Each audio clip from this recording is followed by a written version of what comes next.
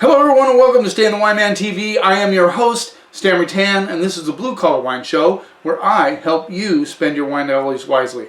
First off, I'd like to thank Patrick Neary from Bezo Imports for coming on my last episode. Nice interview. He gave he shared his vast knowledge of Mexican wines with us. If you haven't seen it yet, it's the episode before this one. And I think you could do yourself a favor by watching, just learning about Mexican wines. They're pumping out some good stuff down there. Now we're going to go to South Africa. I'm going to do it might be a 3 to 4 part series on South African wines. Susie and I went to South Africa in 2018. We both fell in love with it. We hope to go back again. We don't know. It's a long way off, a long way out there. But we hope to go back again. But I'd like to focus on these wines, so just make you aware of what they're coming out with down there. Now, not everything they make is good, that's true, but not everything they make a lot of great quality wines in South Africa as well. So let's get started right away.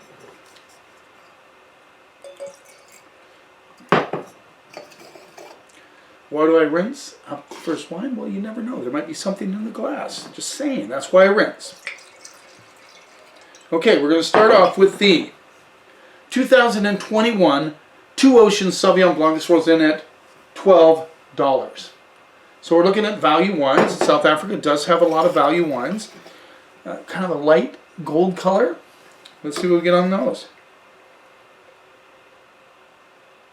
Getting just a hint of melon and apple. Not a lot going on. Maybe some dusty minerality. Let's see what we get on the palate.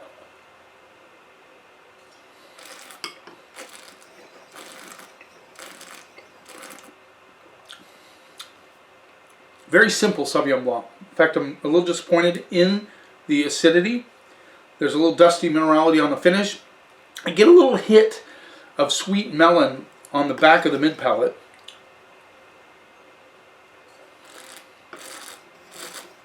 But very thin. Nothing wrong with it. I mean, it's not funky or anything. It isn't bad. It's just there's nothing going on. $12. I could find you a host of a plethora of Sauvignon Blanc, for lack of a better word, that are better than this in the same price range. It's just really simple, guys. It's just not enough acidity. I'm going to go C-. Below average, not terrible. I'm not going into the D category, but I'm not going to give it better than a C-. Let's move on. Not a great start. 2021 Bayton Sauvignon Blanc. This is from the Constancia Valley. Really cool. Constancia is a cool area. We went there, and I interviewed the winemaker from Constancia Glen. If I remember, I'll put a link up so you can see that interview. It's really cool. This rolls in at $17. All right, Bayton.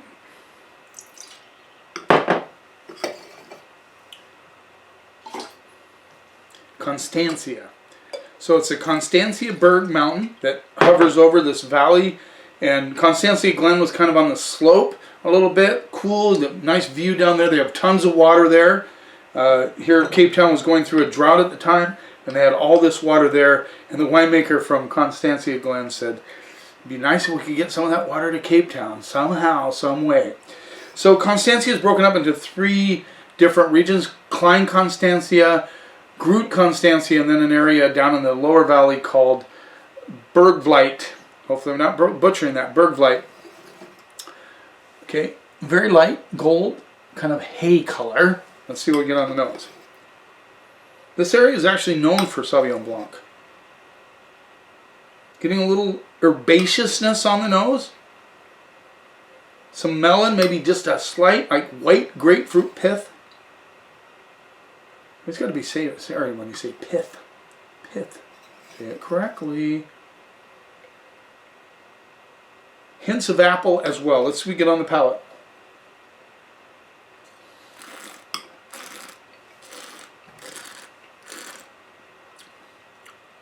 Oh, nice little kind of hit of nettles on the finish, so that herbaceousness comes through.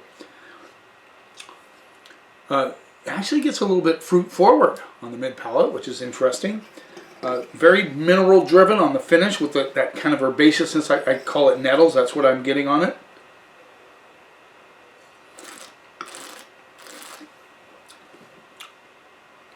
Finishes like with the pulp of the grapefruit on the back end.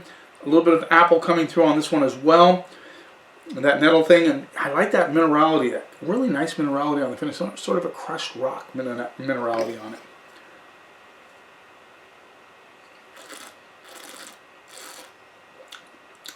It could use more acidity. I like my Sauvignon Blancs to be a little more linear, more acidic, but not in the high acid, not super acidic, but a little bit more of an edge to them. You know what I'm saying? A little bit of that edge. But it's very good.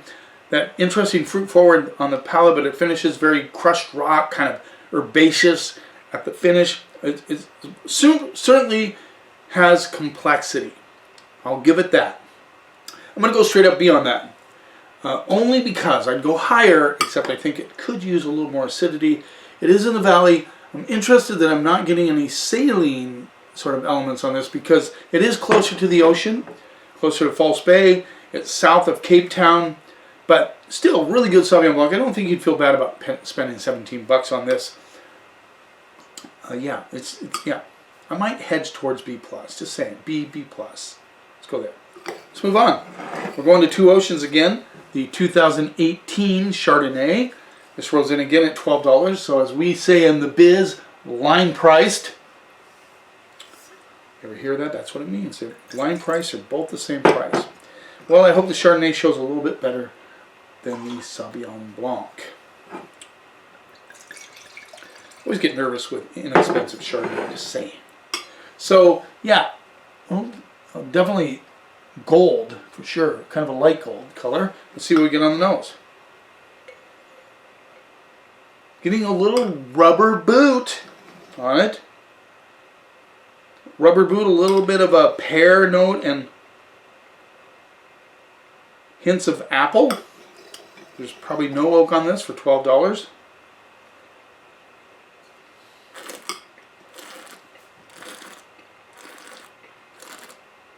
Boy, talk about dusty rocks. It's all over this one. That pear comes through a little bit. Very mineral-driven Chardonnay, which could be interesting to some of you guys if you like that minerality. If there's any oak, it has to be totally neutral almost. You might just get a tiny hint of butter. What I appreciate about this Chardonnay, and I'll say it right now, is some people will put oak dust bags in the barrel to create that oak flavor, and I hate that flavor. I really do.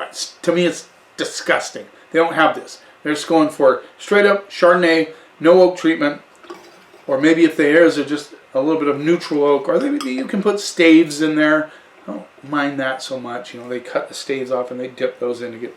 But there's nothing there really. It's all about the minerality, a little bit of pear, a touch of apple, and yeah, that's what I'm talking about. Very simple, almost watery Chardonnay. I could find a lot of Chardonnays probably a little bit better than this in the same price range. I'm going to go C- on that one as well. I just think if you spent $12 on it, I know I'm going to go C because I think it's average Chardonnay. There's nothing wrong with it. You would buy it and go, especially if you like minerality in your white wines. This might do something for you. I'm just saying. But I'm just going to go average on that.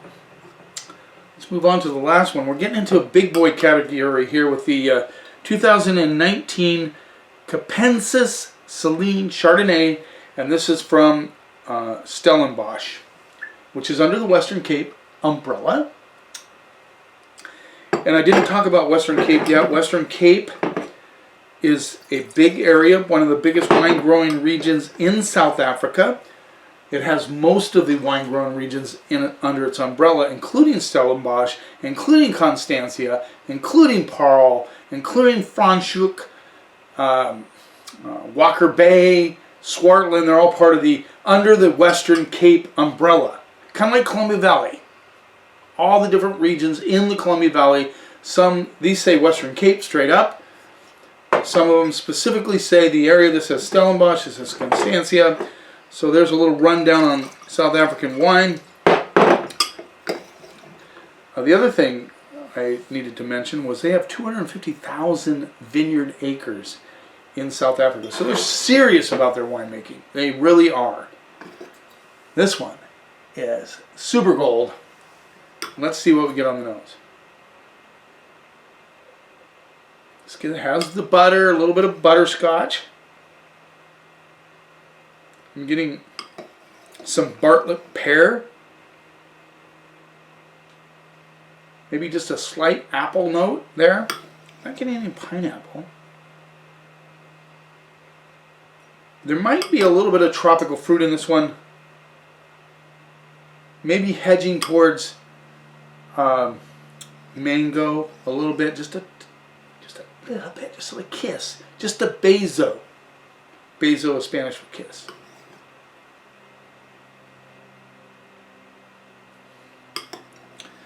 Patrick Neary taught me that one in the last episode. Okay, let's see what we get on the palate.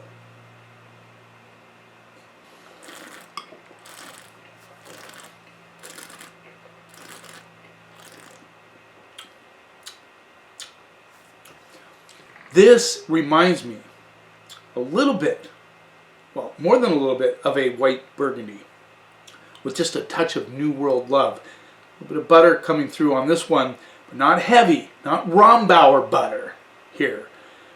We're just talking just a kiss, just a slight edge of butter. I am getting pineapple on this one. There's some minerality on the backside and white pepper, which is kind of cool. I think that's cool. I like white pepper. How many of you like white pepper?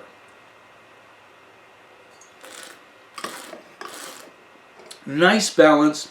I like that minerality, I like the butter, and the pear notes come through, all nicely integrated. Nice flow across the palate. Nice finish on this wine.